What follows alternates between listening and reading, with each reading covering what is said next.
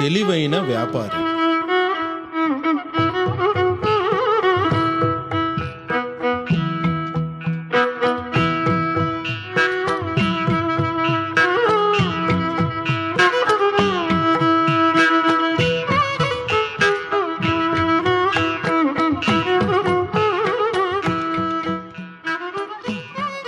తెనాలి, ఏమిటి మహారాజా?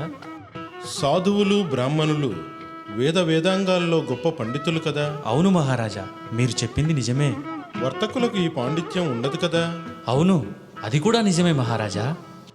ఇంతకీ నా ప్రశ్న ఏంటంటే, బ్రాహ్మలు సాధువులు వ్యాపారస్తులలో ఎవరు అత్యంత తెలివైన వారు అని. వ్యాపారస్తులు తక్కువగా చదువుకున్నారు కాబట్టి తక్కువ తెలివైన వారు అనుకోవచ్చా? మీ ప్రశ్నకు చాలా సులువుగా సమాధానం చెప్పవచ్చు మహారాజా. కానీ బాగా కష్టపడి తెలివిగా డబ్బు సంపాదించేవాడే నిజమైన తెలివితేటలు కలవాడు. వ్యాపారస్తుడే నిజమైన తెలివైనవాడు అని రేపు నేను రుజువు చేస్తాను మహారాజా. సరే.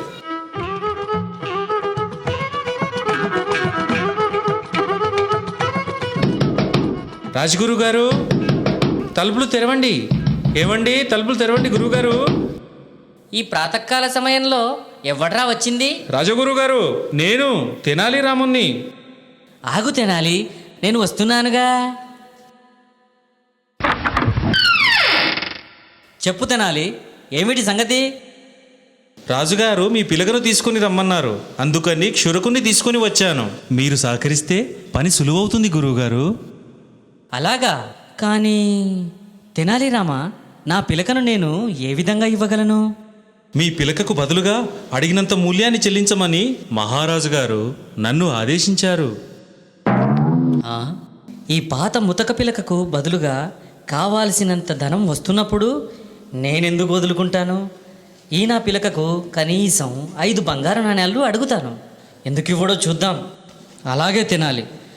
ఈ విషయంలో నాకెలాంటి ఆసక్తి లేదు. అయినా మహారాజు గారి ఆజ్ఞను ధిక్కరించలేను. అందువల్ల నా పిలకను 5 బంగారు నాణాలకు కత్తిరించి ఇస్తాను. మూర్ఖుడా, నాకు తెలుసు నీవు అంగీకరిస్తావని. చాలా సంతోషం రాజగురు గారు.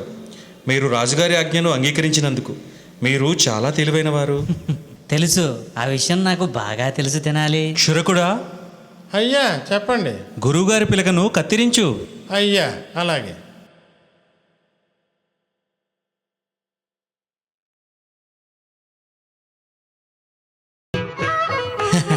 ఇదిగో పిలక, మరి నా బంగారు నాణేలు? అలాగే ఇవిగోండి బంగారు నాణేలు తీసుకోండి. సంతోషం, చాలా సంతోషం తెనాలి రామా. ఎవరు? నేను తెనాలి రాముణ్ణి. చెప్పండి. నన్ను రాజుగారు పంపించారు. నీ పిలకను తీసుకొని రమ్మన్నారు. అయినా రాజుగారికి నా పిలకతో ఏం పని? కానీ డబ్బు సంపాదించడానికి ఇది ఒక మంచి అవకాశం. మహారాజుకి నా పిలకనివ్వను.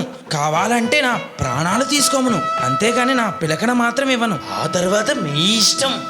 ఇది మహారాజు గారి ఆజ్ఞ. పిలకకు బదులుగా కావాల్సినంత ధనాన్ని కోరుకోవచ్చు. నన్ను క్షమించండి. కావాలంటే నా ధాన్యాన్ని సంపదను మహారాజు గారికి ఇస్తాను, కానీ ఈ పిలకన మాత్రం ఇవ్వను.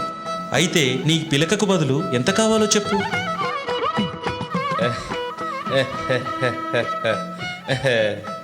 అయితే సరే, 10,000 బంగారు నాణాలు. 10,000 బంగారు నాణేలా? అయితే సరే, రేపు దర్బారుకు రండి. నిండు సభలో రాజుగారే స్వయంగా అందజేస్తారు. అంగీకారమేనా? రేపు కాదు, ఈరోజే. సందేహపడవద్దు, ఈరోజే నీకు 10,000 బంగారు నాణేలు ఇప్పిస్తాను.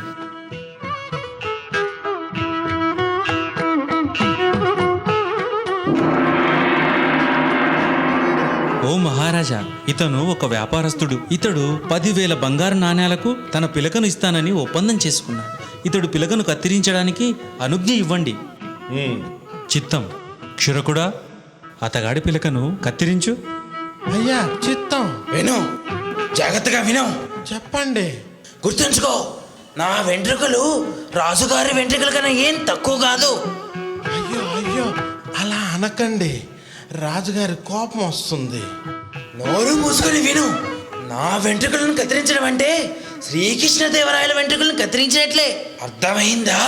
సైనికులారా, చిత్తం ప్రభు. ఈ వ్యాపారస్తుని కోట బయటికి గంటండి. మహారాజా గమనించారా?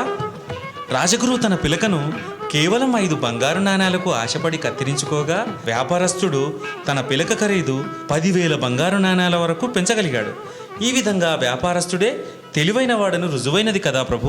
అవును, నీవు చెప్పింది నిజమే తెనాలి. ఆ వ్యాపారస్తుడే అందరికంటే తెలివైనవాడు. ఒకరోజు ఒక పెద్ద వ్యాపారస్తుడు విజయనగరానికి విచ్చేశాడు. మహారాజు గారు అతన్ని సాదరంగా ఆహ్వానించి ఆతిథ్యమిచ్చారు. ఆ వచ్చిన వ్యాపారి మంచి భోజన ప్రియుడు.